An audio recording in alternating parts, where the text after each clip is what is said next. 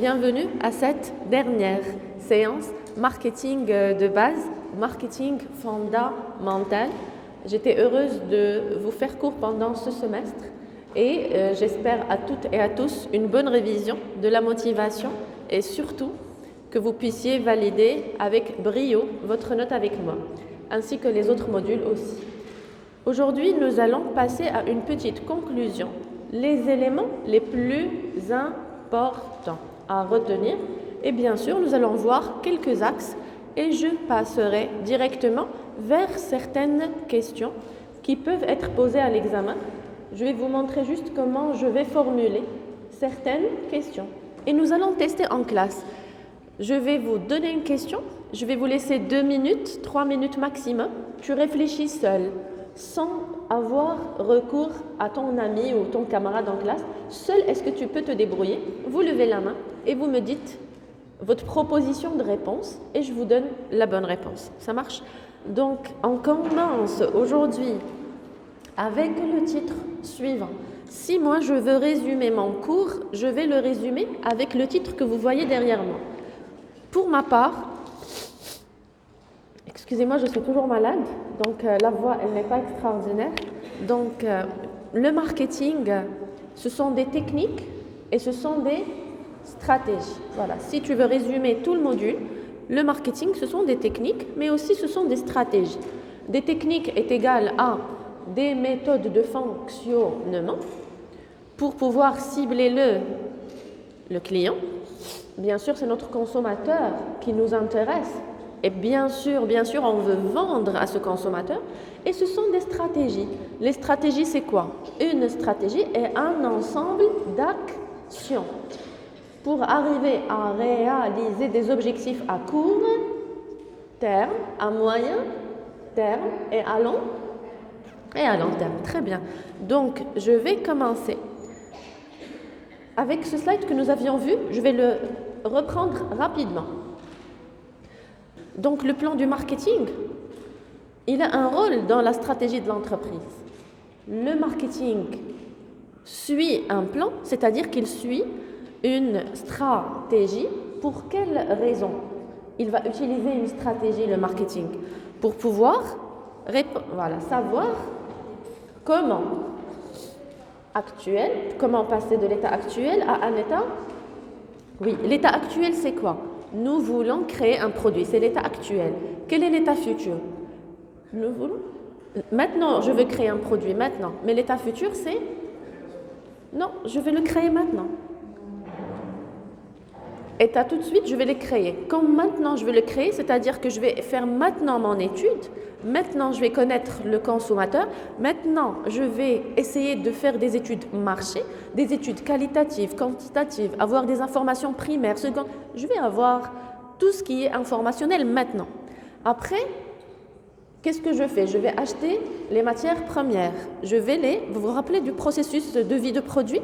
Je vais les transformer en matière finie. Je vais passer à l'emballage. Je vais passer à la distribution. Le produit va arriver, c'est ça l'état futur. L'état futur, c'est qu'il va sortir de chez moi et partir où? Chez le client. C'est ça l'état futur, c'est la vente. L'état futur, c'est la vente. Création, vente. Création, ça nécessite beaucoup d'actions. C'est quoi les actions que ça nécessite? Étude de marché, étude du consommateur, étude de l'environnement, et la segmentation, étude du SWOT, vous vous rappelez SWOT? Les points forts présents sur le marché, les points faibles, voilà, les opportunités et les faiblesses. Vous vous rappelez de Pestel? L'environnement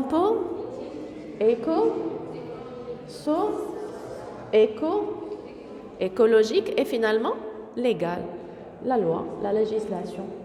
Donc j'ai besoin dans le point tout de suite, de faire des études d'abord pour recueillir l'information. Est-ce que je peux investir ou ce n'est même pas la peine, ce n'est pas le bon moment? Et j'ai utilisé plusieurs variables pour segmenter le genre, la situation familiale, le niveau, la capacité d'achat, le niveau de ce consommateur, socialement parlant, intellectuellement parlant. Est-ce qu'il a l'habitude? Est-ce que l'achat est répétitif? Je vais poser plusieurs questions sur le comment et sur le pour. C'est pour le pourquoi, tout à fait. Et lorsque je vais partir chercher la matière première, la transformer et passer à la distribution, je vais partir maintenant commercialiser, offrir mon produit selon la demande présente. Et lorsque ce consommateur va avoir mon produit, c'est l'étape 2, c'est-à-dire c'est ça l'étape future. Est-ce qu'il va apprécier? Est-ce qu'il va avoir un souvenir positif de cet achat? Il y a l'expérience client. Et là, qui intervient entre moi et cette personne? C'est les commerciaux. C'est eux qui interviennent pour pouvoir faire aimer, faire connaître, faire agir. Vous vous rappelez des objectifs du communicateur? On avait fait un cours sur les objectifs de communication dans lesquels on va faire agir le consommateur, le faire pousser à avoir une envie. Et donc, vous avez remarqué plusieurs actions pour réaliser notre objectif. Ça ne nécessite pas un jour ou une minute ou une matinée. L'étude peut être étalée sur plusieurs jours ou plusieurs mois pour vraiment connaître le besoin du marché. La stratégie de l'entreprise, c'est quoi? Qu'est-ce qu'elle vise l'entreprise? Quelle est sa stratégie? C'est de rester compétitive et exister sur le marché en faisant attention à la capacité des concurrents et en essayant soit de suivre une stratégie d'attaque ou de défense ou une stratégie de diversification ou de concentration. D'ailleurs, lorsqu'elle va étudier ses concurrents, elle va choisir la bonne stratégie.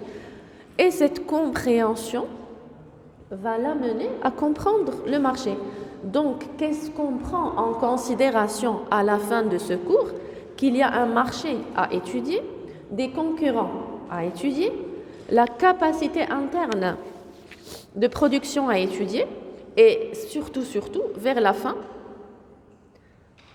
bien sûr, il faut démarrer avec le besoin du consommateur et le désir répétitif de ce consommateur qu'il faut combler, qu'il faut satisfaire. Donc, comme j'avais déjà signalé qu'il y a un passage de l'état actuel de volonté de création à un état futur qui est de commercialisation de vente. Donc, nous devons créer dans le marketing certaines stratégies pour passer du présent au futur. Et bien sûr, lorsqu'on parle de stratégie, nous développons une vision de l'entreprise. Chaque entreprise a sa propre vision, selon la taille de l'entreprise, sa capacité, son budget et le nombre d'effectifs.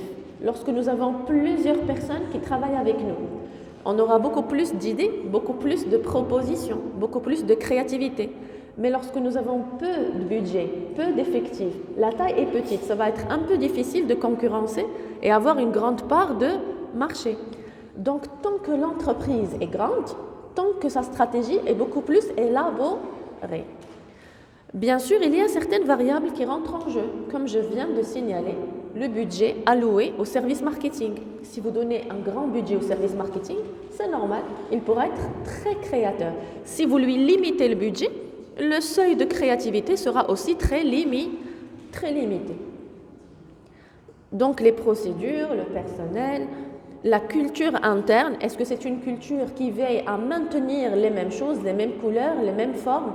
Il y a certaines entreprises qui n'aiment pas se diversifier, qui n'aiment pas changer, qui veulent rester dans les choses avec lesquelles ils ont été connus au début sur le marché. Comme par exemple, imaginons une entreprise qui a créé au démarrage un produit et qui ne veut pas le changer. Elle dit, si il est changé, je risque de perdre mon client. Le client nous aime parce que justement, il y a ce produit particulièrement. Donc, elle va rester dans la fidélisation de clients en maintenant la même production.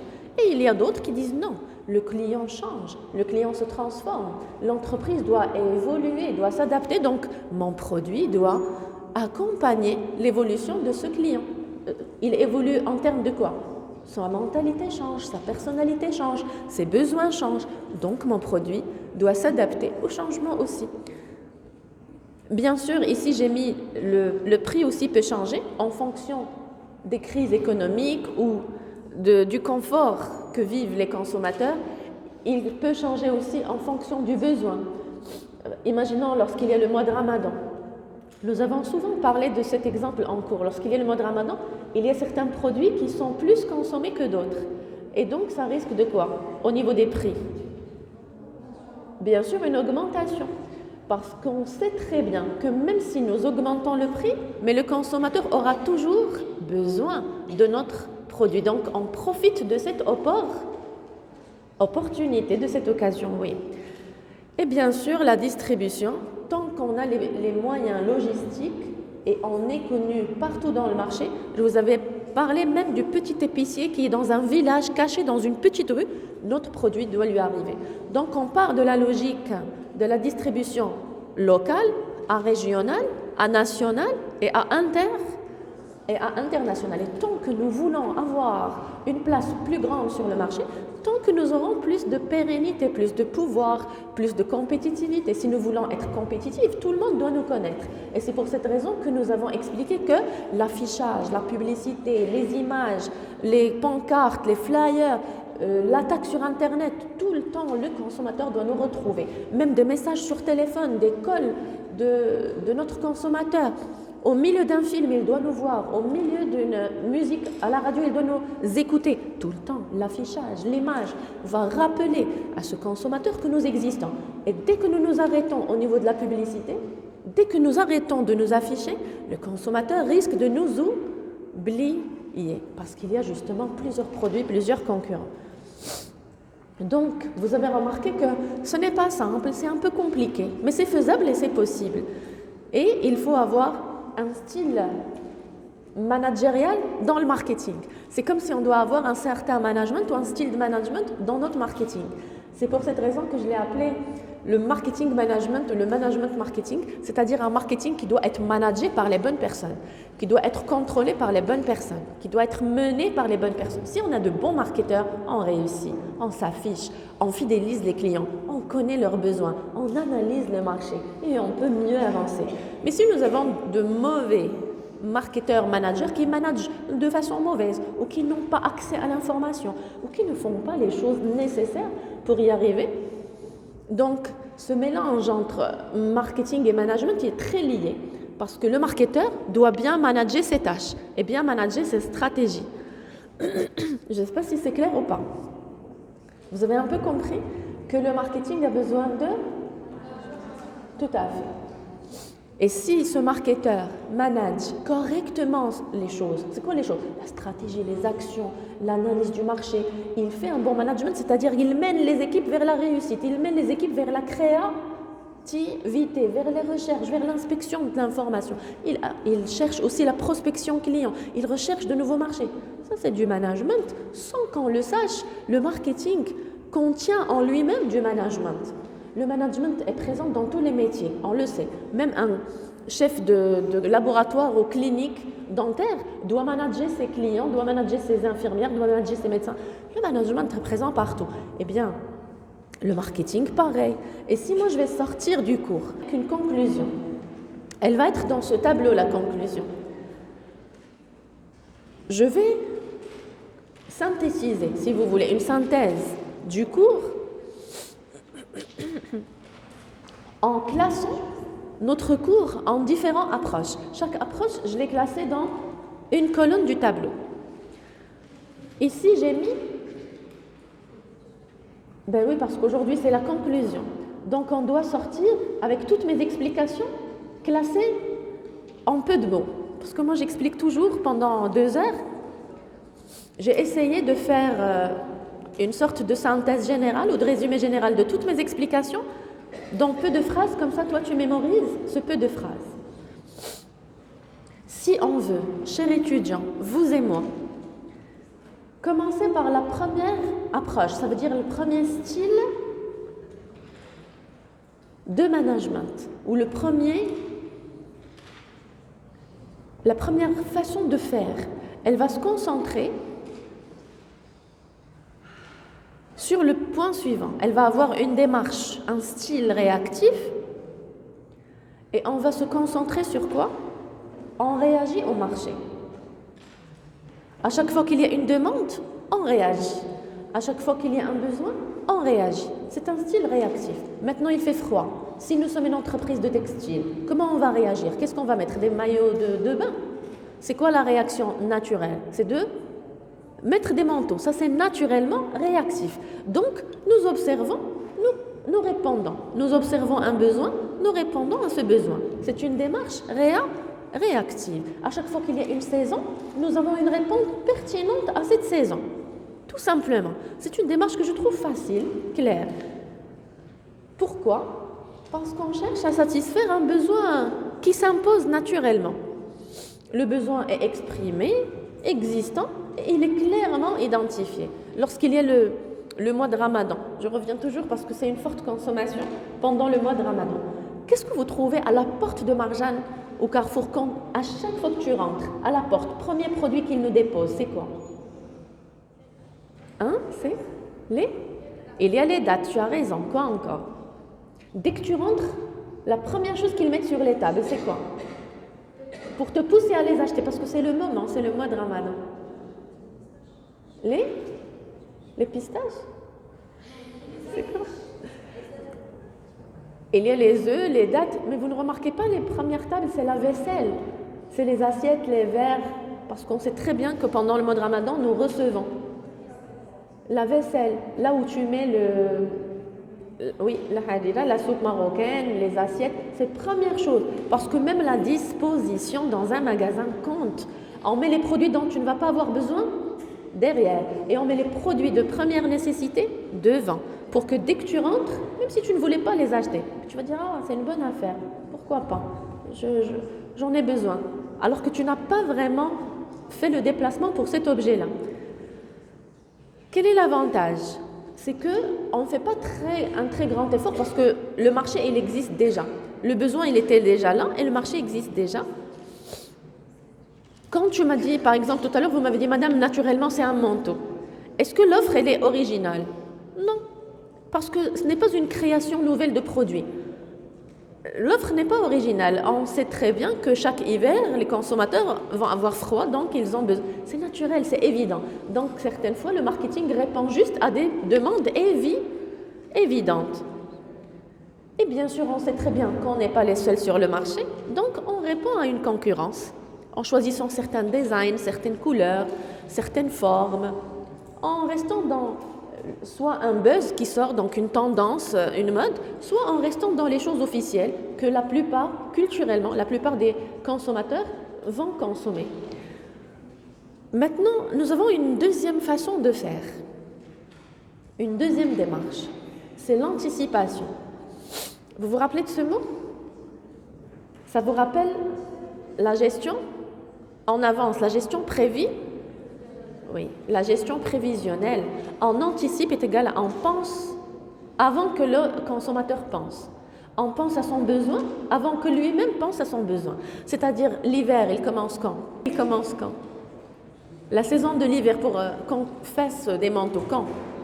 En septembre, octobre, il y aura peut-être un peu de froid, oui ou non? Eh bien, nous, on peut commencer à dessiner les modèles quand? À chercher le besoin quand? Bien avant. Pendant l'été ou même avant, en mai, en avril, en juin. Pourquoi? Pour commencer à penser en avance à ce qui va se passer, aux risques futurs, au nombre de concurrents, à ce qui se passe sur le marché. On est focalisé sur ce qui s'est passé l'année dernière comme expérience pour pouvoir mieux faire nos choix. Donc, on anticipe, on pense à l'avance. On va stimuler, ça veut dire on va l'encourager à nous faire confiance, comme maintenant. Maintenant, actuellement, nous sommes dans quelle stimulation? Qu'est-ce que vous remarquez tout le temps? Tout le temps, ils nous mettent la même chose. Partout, sur les sites, sur les images, à côté des feux rouges. Parce qu'il y a la fête de fin d'année qui approche. Qu'est-ce que vous remarquez comme stimulation? C'est les chocolateries. Pachi, Pralinor, Chef de Bru, Chateaubriand, tous les grands magasins de chocolat artisanal. Pourquoi? Parce qu'il y a certaines entreprises qui offrent des cadeaux d'entreprise. Ils les offrent aux clients, ils les offrent aux partenaires, ils les offrent aux actionnaires. Et certaines entreprises offrent aussi du chocolat à leurs propres salariés. Donc ce sont les cadeaux d'entreprise actuellement qu'on voit partout. Les stylos de marque, les chocolateries, les jolis agendas. Ce sont, on va dire, tous qui pensent à la même chose parce que c'est une seule occasion. Dès qu'il y aura 1er janvier, c'est déjà fini. Peut-être certains vont continuer à mettre les images, etc. à la première semaine. Mais après, il y aura autre chose, une nouvelle collection, d'autres choses qui est selon la nouvelle année 2024. Mais maintenant, ce sont les cadeaux de fin d'année partout. Ce sont vraiment les cadeaux de fin d'année. Donc, on pense en avance aux besoins futurs de cette entreprise et quel type de clients et quel type d'offres et quel type de package et quel type de design. Et si vous voyez, partout c'est affiché de très jolis vases avec plein de chocolat. Vous avez fait attention ou pas? Elle peut être nouvelle. On peut voir qu'elle est nouvelle.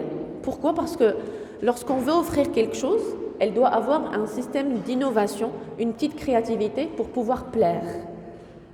On doit ici chercher une place de leader. Tant que nous nous distinguons, tant que le client peut acheter notre produit, on va se distinguer par la couleur, les formes, ou le prix, ou le goût. Il y aura certaines choses qui vont nous distinguer. Ici, l'investissement serait vraiment important, mais aussi le risque est un sérieux problème, il est élevé. Pourquoi? Parce qu'on peut faire, par exemple, beaucoup de publicité et on peut acheter beaucoup de chocolat, mais le client ne va pas acheter. Et le malheur, c'est que juste, c'est pour une petite occasion, de Noël jusqu'à fin d'année. Et si le consommateur décide de ne rien acheter, ça peut arriver, oui ou non? Comme les pâtisseries, avant la fête de fin d'année, qu'est-ce qu'elles font? Bien évidemment, exactement, les gâteaux de fin d'année. Imaginons qu'une pâtisserie, elle se dit non, le Marocain a l'habitude d'acheter le gâteau de fin d'année. C'est normal, cette année-là aussi, il va l'acheter. Mais est-ce qu'elle est sûre? Non, c'est une anticipation, c'est une démarche anticipative. Elle pense au mental de cette famille, à son enfant, à sa fille, qui lui dit papa ou maman, achète-nous un gâteau, mais peut-être que le père ne l'achètera pas. Peut-être qu'aussi ce qui se passe toujours, je reviens au même exemple, en Palestine, etc., peut-être que ça ne donnera même pas envie à la famille d'acheter. Elle dit oui, on a l'habitude d'acheter, mais cette année, non. Remarquez qu'il y a certains problèmes politiques ou économiques qui peuvent intervenir. La création ou la proactivité, elle peut être une façon de faire, une stratégie créatrice ou une stratégie proactive. C'est-à-dire qu'elle va créer un marché nouveau. Je vous ai donné déjà l'exemple de la bouteille de gaz. Vous vous rappelez? Allo Gaz, vous vous rappelez? La semaine dernière, j'avais parlé de cet exemple lorsqu'il y a eu des femmes âgées ou des hommes âgés ou des gens malades à la maison qui n'ont pas un fils ou un mari qui va leur...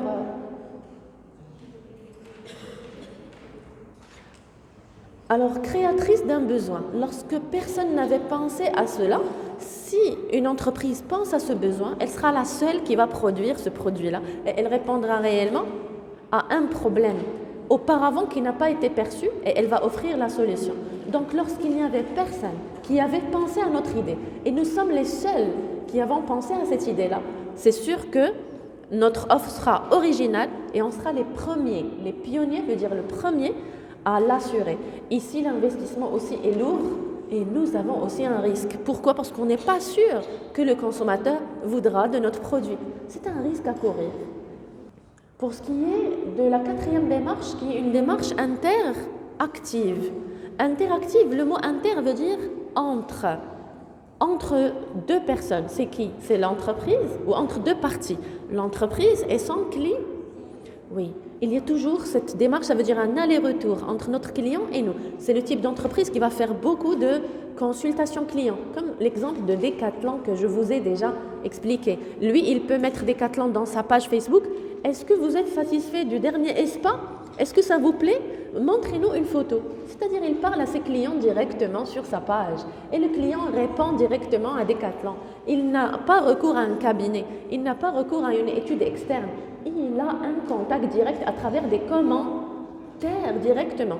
Ce n'est pas le seul qui a pensé à cette méthode. Il y a plusieurs entreprises aujourd'hui qui impliquent le client dans la création de l'offre. Je ne fais pas de pub à Decathlon. C'est juste un exemple que j'utilise en classe. Qui leur dit, par exemple, parce que moi j'ai été attirée par la qualité de l'innovation, je ne sais pas c'est qui le monsieur qui leur a proposé cette idée, mais c'est quelqu'un vraiment de fort en marketing, qui leur a proposé de ne pas utiliser des outils externes, mais de poser une question par rapport à un besoin particulier, vous pouvez trouver qu'est-ce que vous attendez de nous pour la prochaine saison. Et les clients commencent à proposer 1001 idées. Donc, ils ont toute l'étude marché disponible avec des réponses disponibles, avec une réelle expression du besoin réel du marché. Donc, un contact magnifique. Et l'avantage, c'est que le consommateur est impliqué, il répond, il exprime son besoin. Et la marge d'erreur est minime. On ne peut pas se tromper parce que le consommateur lui-même exprime son besoin. Mais combien de commentaires on doit attendre? 1000 est représentatif de 40 millions de Marocains. Si nous avons uniquement 1000 réponses dans un poste, on doit faire un deuxième poste, et un troisième et un quatrième, et peut-être l'accompagner d'autres moyens et d'autres outils. Donc le processus va devenir long pour attendre vraiment un ensemble de données avec un échantillon représentatif. Parce qu'on ne peut pas se baser sur un échantillon de 100 ou de 1000 pour satisfaire 40 millions de Marocains. Par rapport à la population mère, 100 ou 200 ou 1000 n'est pas un échantillon représentatif. Il faut lever la barre pour avoir le maximum de réponses avec le maximum de clients possible. Donc ça peut devenir très long et ça peut devenir aussi coûteux. Je peux passer? Oui. Donc ici, bien sûr, nous avons conclu notre cours ou synthétisé mes explications avec un tableau qui nous dessine les différentes façons de faire, les différentes stratégies, les différentes approches marketing. Quand tu vois approche, c'est une façon de faire, un mode de fonctionnement. Je vais passer directement dans la même pensée ou dans la même vision. Donc, qu'est-ce que nous avions vu ensemble, vous et moi? Nous avions vu le comment. Le comment, ça veut dire comment faire, comment agir, comment attaquer ce client, comment attaquer ce marché, comment cibler ce client, comment sélectionner, comment le comprendre. Donc, quelle démarche marketing suivre? Si on veut faire un ordre ou un classement de toutes nos explications ensemble, nous allons suivre le schéma suivant. Que faut-il faire pour que toi, tu sois un marketeur impeccable? Première des choses, tu dois analyser les besoins exprimés sur le marché. Donc, on peut appeler ceci une phase qui commence par l'analyse, une phase analytique. Donc, il s'agit de quel type de marketing? C'est un marketing, voilà, marketing d'études. Si nous avons maintenant les informations, très bien, step 1, elle est faite. On va passer à l'étape 2. On a toutes les infos. Maintenant, on va continuer avec la segmentation.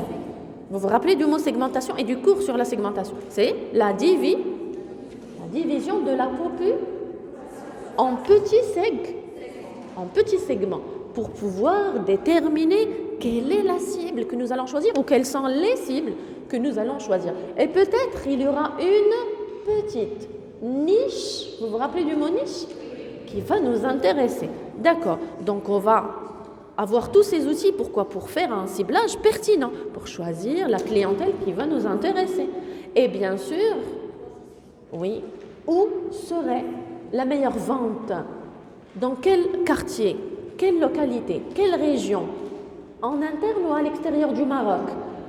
Le positionnement selon le niveau ou la capacité d'achat et le niveau financier de ce consommateur. Donc S, SC et P, c'est la SCP, c'est la phase stratégique. Enfin, j'ai essayé de vous résumer les choses. Cette séance, c'est des sortes de résumés. La phase stratégique, donc on passe de l'analyse vers la stratégie. Le marketing stratégique, c'est le step 2. Après, je passe à déterminer les choses, à les clarifier, à dessiner un plan d'action grâce au marketing mixte qui a surgi dans toutes nos séances, que nous avons divisé sur la définition de quel type de produit nous allons produire, quel prix nous allons choisir en fonction du niveau ou la capacité d'achat de notre consommateur, comment nous allons distribuer, est-ce que nous allons faire une distribution locale, je reviens à la même chose, ou sur toute la région de Casablanca-Stade, ou bien c'est sur tout le royaume du Maroc à l'échelle nationale, ou bien sur tout le Maghreb, ou bien toute l'Afrique, ou bien toute la planète. Cela dépend de notre budget, de notre politique, Est-ce que nous visons une stratégie d'internationalisation? Et est-ce que nous avons les moyens financiers pour? Et faire connaître, manipuler, créer l'envie, stimuler, créer le besoin à travers la campagne de communication. Donc là, on est en pleine attaque. C'est une stratégie d'attaque incroyable. C'est la phase sur laquelle on est sur le terrain, la phase opérationnelle, ou on appelle ça aussi le marketing opérationnel. Et finalement, quand le produit part, il est vendu à ce client, nous pouvons parler de vente. Nous avons réalisé notre objectif et maintenant le taux de vente. Le taux de vente, est-ce qu'il a été satisfaisant ou non? Il y a eu une maturité, déclin. Après, nous allons évaluer nos résultats. Si on a rencontré tel ou tel problème, nous pourrons rectifier. L'important, c'est toujours action, rectification, continuation. Ce sont nos devises. Action, rectification, continuation. Est-ce que ça va ou ça va pas? Ça va? D'accord. Je peux passer?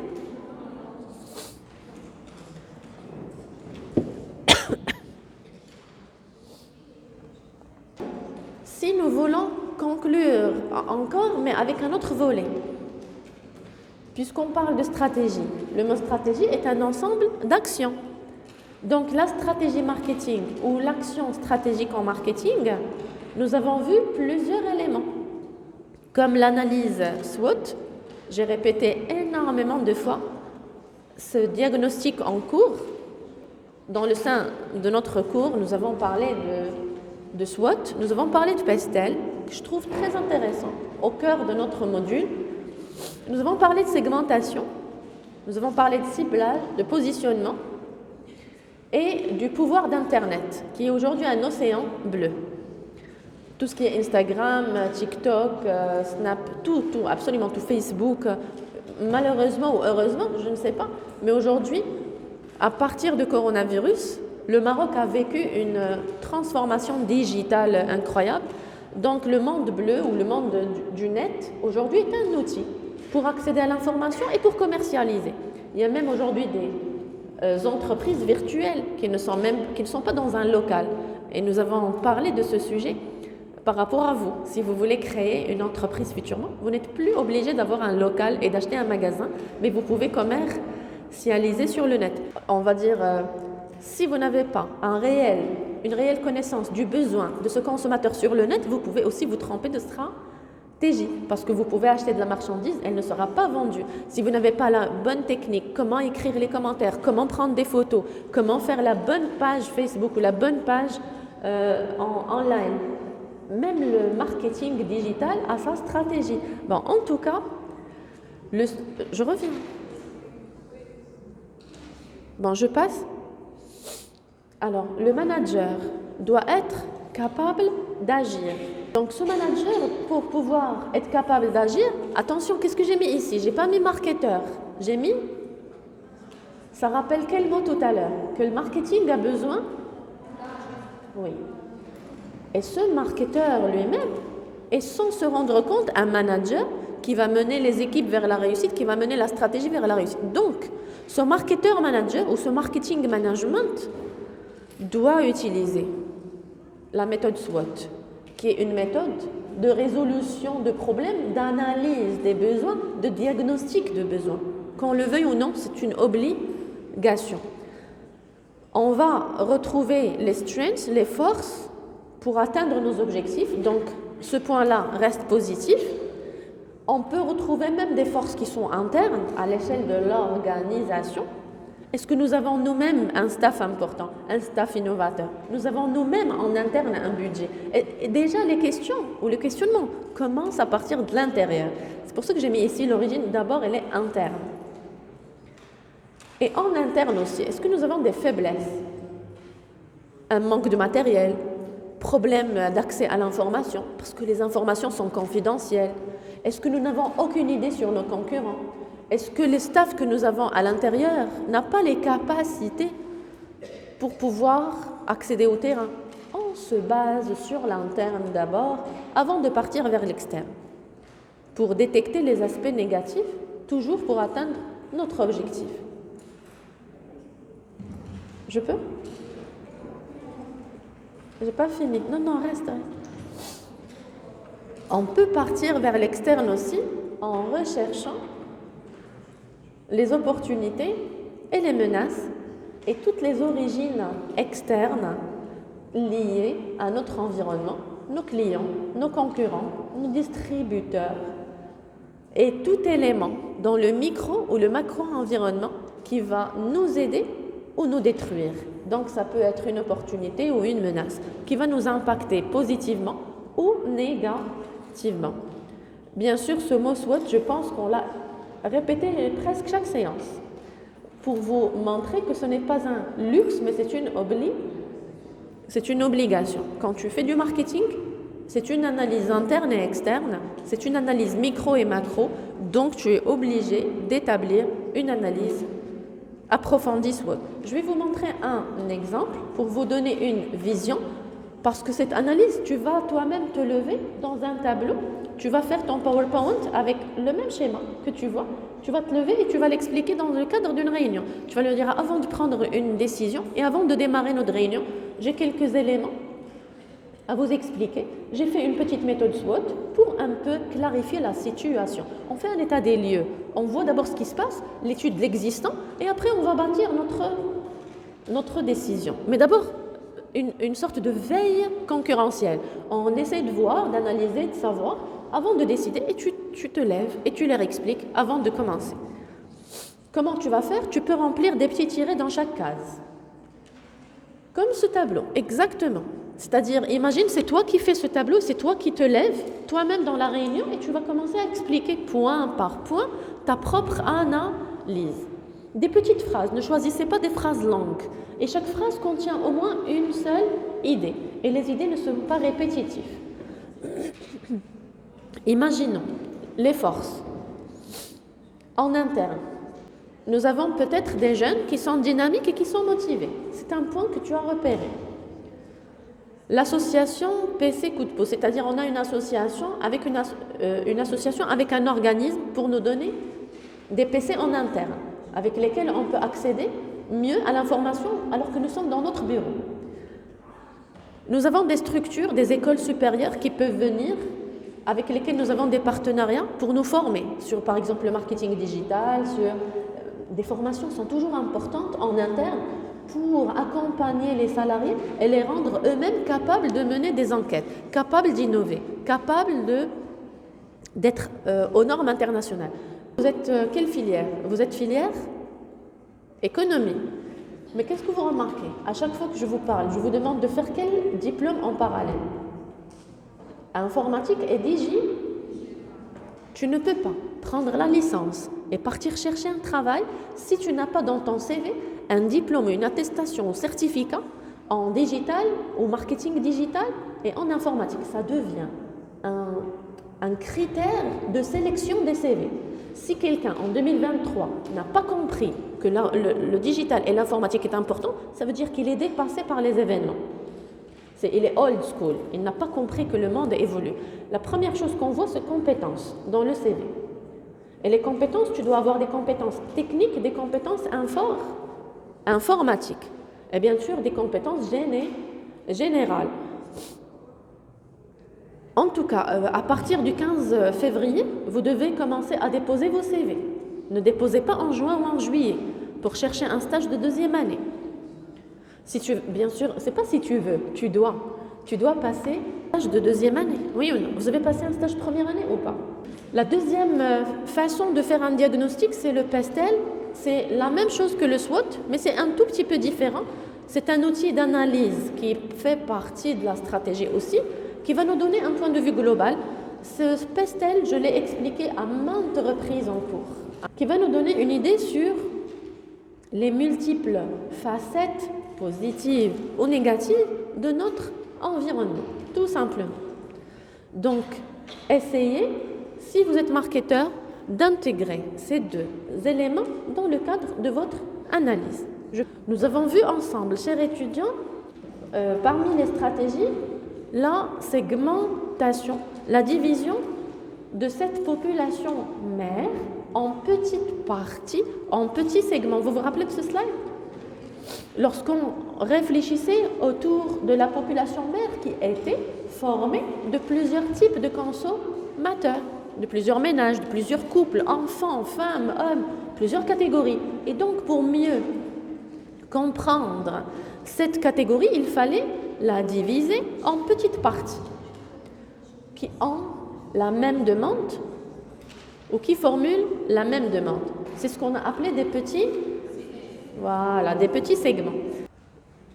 On peut segmenter de différentes façons. Nous avons vu plusieurs variables, soit catégorie homme, catégorie femme, catégorie couple sans enfant, catégorie couple avec enfant, catégorie couple avec un seul enfant, ou une autre catégorie de couple avec 2 enfants, ainsi de suite. Ou catégorie couple analphabète, ou qui vit dans en ville, ou qui vit à la campagne, ou qui vit dans une petite ville, ou qui vit dans une ville économique, ou ainsi de suite. Donc ce sont les différentes possibilités pour pouvoir connaître tout ce Maroc, 40 millions de Marocains, quels sont les différents types de consommateurs que nous avons. Et d'ailleurs, vous vous rappelez d'une séance dans laquelle on avait classé le comportement du consommateur en 7 comportements. Vous vous rappelez? Le pavaneur, l'attentionné, le social, dans lequel on a essayé de comprendre chaque comportement et ce comportement, comment il faut agir avec lui.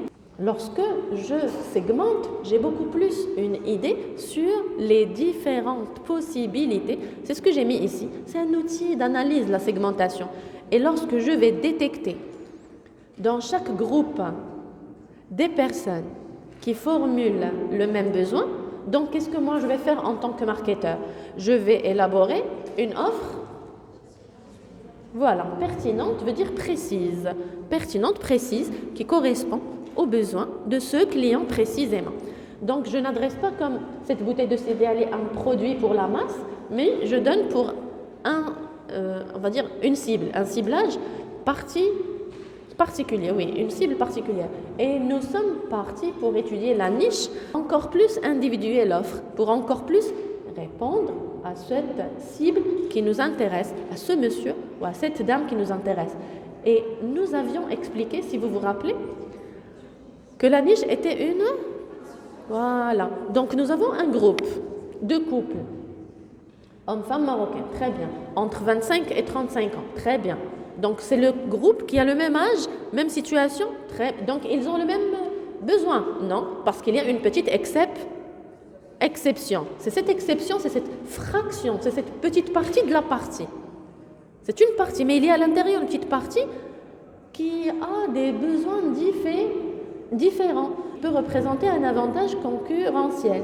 Et bien sûr, la rentabilité serait très élevée. Donc, c'est une partie de la partie dans la grande population mère.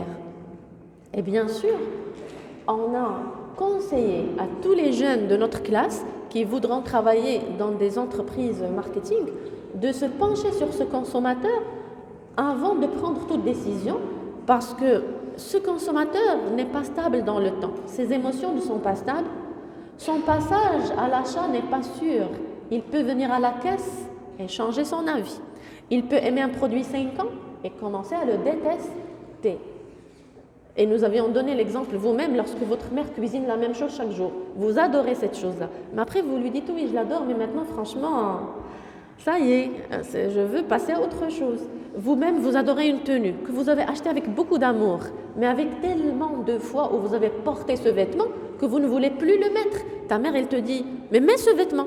Tu l'as acheté et tu nous as fait tout un scandale pour l'acheter. » Tu dis « oui, mais tu lui dis « mais franchement, je l'ai porté beaucoup de fois, ça suffit. » Et le niveau de salaire aussi, ça peut être un facteur, une variable qui va rentrer en jeu. Les caractéristiques du consommateur. Et nous avons fait 2 séances sur le consommateur. S'il vous plaît, revenez au cours et à votre cahier.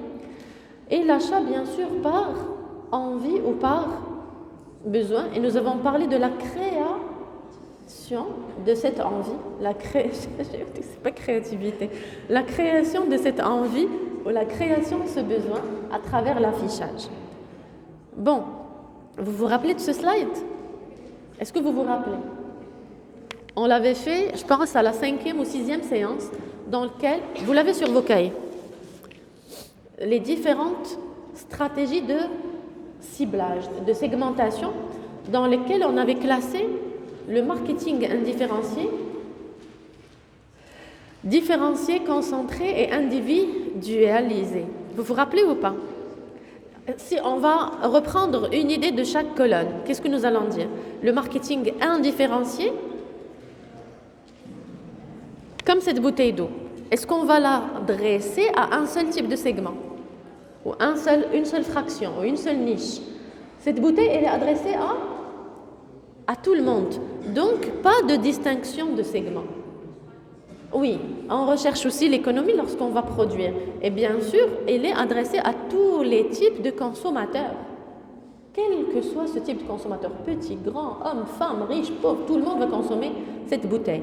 Maintenant, le marketing, où il y a une différence, on va cibler les segments les plus intéressants et nous allons essayer de leur créer une diversification. Je vais donner l'exemple de L'Oréal, vous vous rappelez? Dans lequel il y a plusieurs gammes pour enfants, pour femmes, pour hommes, pour peau sèche, pour peau douce, pour peau sensible. Et bien sûr, la gamme va choisir une clientèle précise, tout à fait, pour répondre à son besoin précis. Bien sûr, ceci arrive après le marketing recherche que nous venons de voir et le marketing analytique.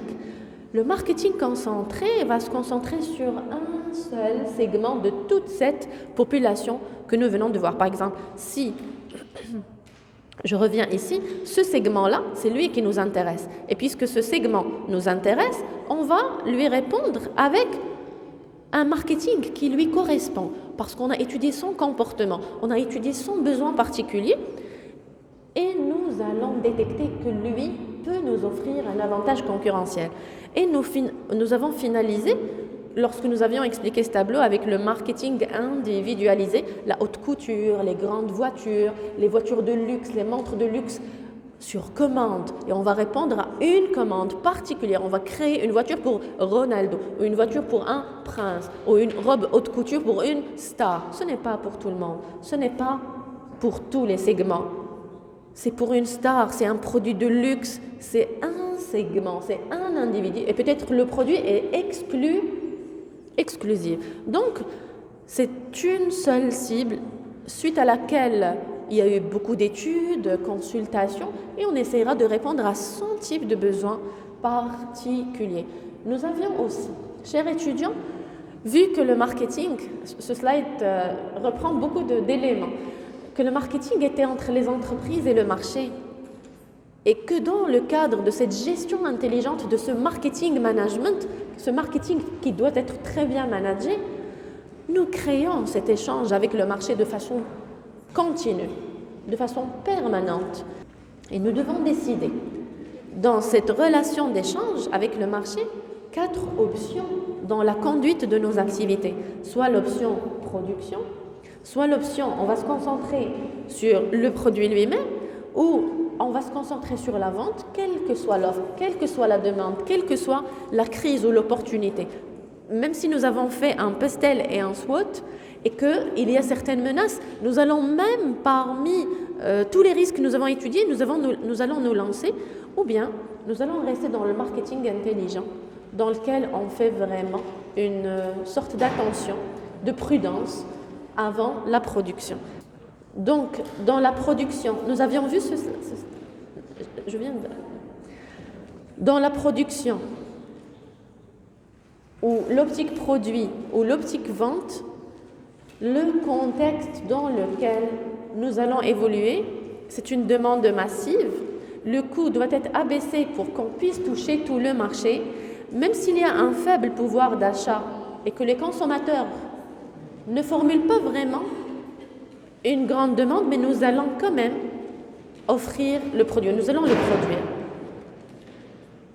Ici, la gestion est importante parce qu'on essaiera de diminuer le coût et accroître les capacités de production pour pouvoir distribuer partout notre produit. Tout le monde doit avoir notre produit et tellement ils vont le voir et le revoir qu'un jour, peut-être ils passeront à l'achat. Nous allons stimuler cette envie de ce consommateur.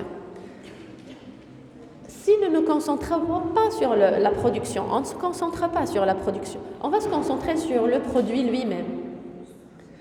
Ici, la technologie jouera son rôle parce qu'on va faire beaucoup de tchatch et de boom médiatique sur Internet.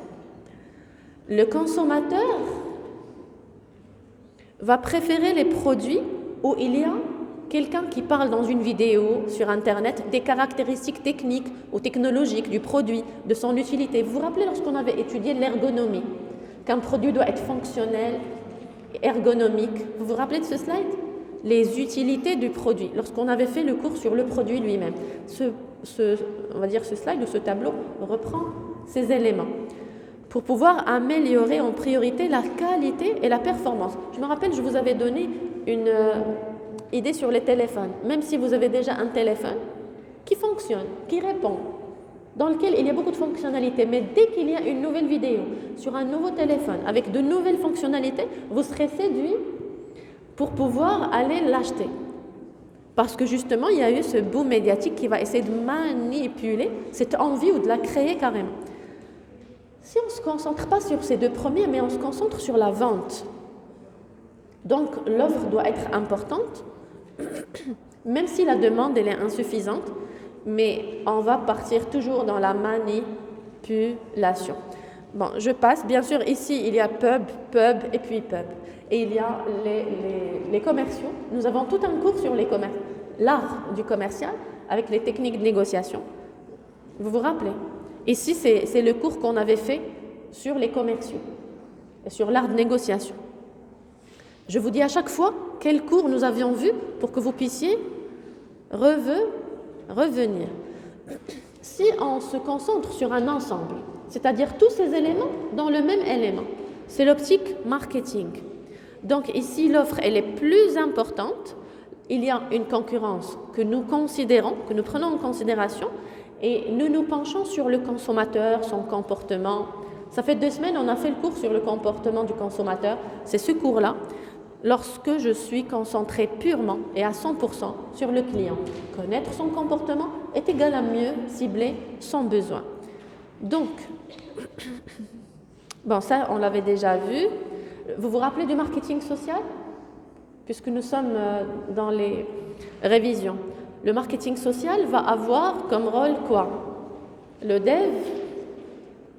développement durable, la responsabilité sociale. On avait parlé de RSE, la responsabilité sociale de l'entreprise. Elle ne fait pas de mal à l'environnement, ne pollue pas l'environnement, préserve l'eau, l'air, ne produit pas des produits qui ne sont pas bio, qui ne sont pas nocifs pour la santé. Et donc, elle peut faire du recyclage ou fabriquer des produits à caractère commercial, certes, mais qui ne portent pas atteinte à la santé. L'objectif idéal serait de produire des produits qui ne seront pas nocifs. C'est pour cette raison que nous avions donné quel exemple? L'exemple des domaines, vous vous rappelez? Et que nous avions dit que ce serait bien d'étaler ces produits pour toute la population et de ne pas les laisser très chers, qui seront difficiles d'accès à n'importe quel type de consommateur. Bon, le marketing social va être dans la même lignée du marketing normal, c'est-à-dire l'intérêt de la société, la satisfaction des besoins et être rentable, parce que lui aussi est vendu, apprécié. Quand toi tu vois un produit bio, tu ne l'achètes pas. Tu me dis, madame, ça dépend de son coût, ça dépend de son prix. Si le prix est convenable, très bien. S'il ne me convient pas, donc peut-être c'est aussi un appel à toutes les personnes qui produisent des produits bio pour pouvoir s'adapter à tous les types de consommateurs. Bon, je vais voir si juste j'ai encore un peu de temps. Non. 2 slides et je termine. Comment?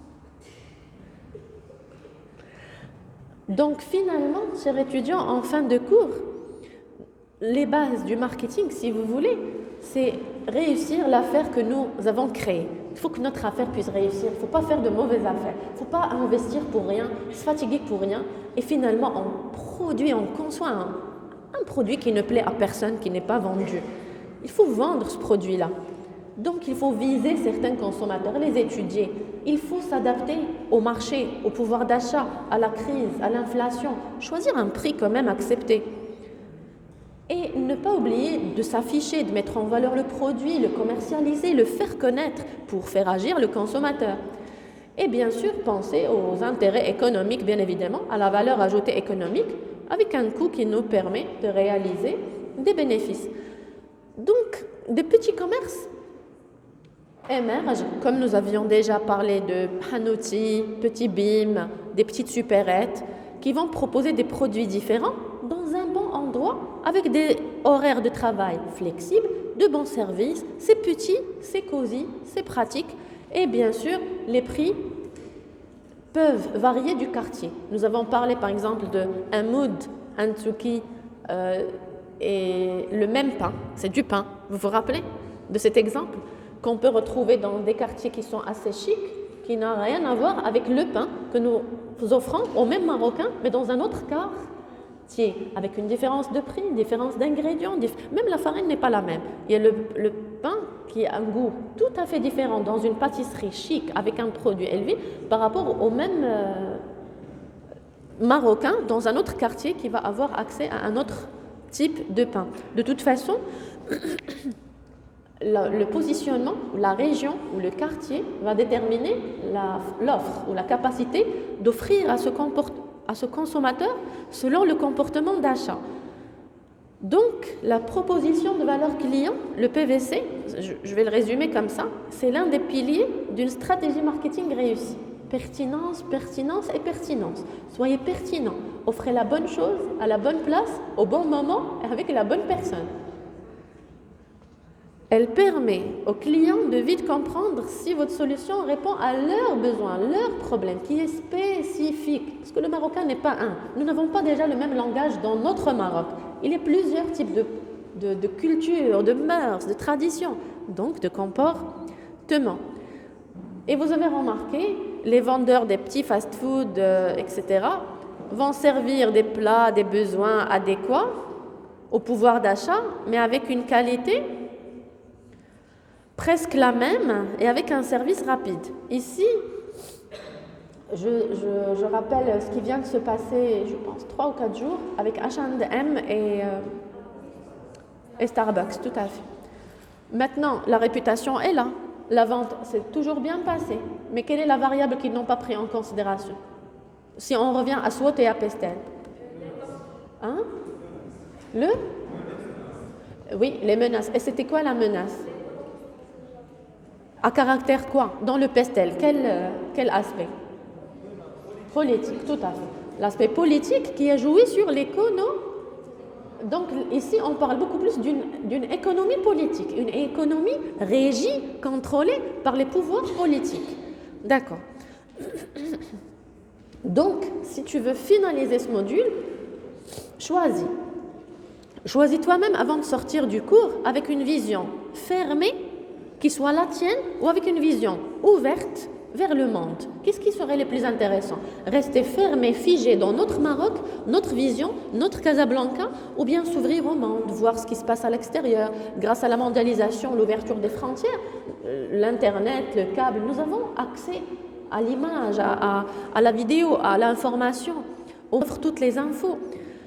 Donc, à la fin du cours, réfléchissez à quelle stratégie adopter pour votre entreprise future. Comment vendre sera votre objectif final. Lorsque vous allez choisir votre vision, imaginons qu'elle soit introvertie, qui va s'intéresser uniquement aux produits avec une vision interne pour pouvoir faire des bénéfices de tout de suite, hebdomadaires, de cette semaine. Ici, qu'est-ce que vous remarquez? Nous n'avons pas de prévision, ni de on ne va pas se voir dans l'avenir, nous n'allons pas tracer des objectifs long terme. Mais ici, extravertie peut peut-être être intelligente et beaucoup plus pertinente parce qu'il y a fixation, ciblage, segmentation, individualisation, compréhension, analyse et la vision, elle est externe.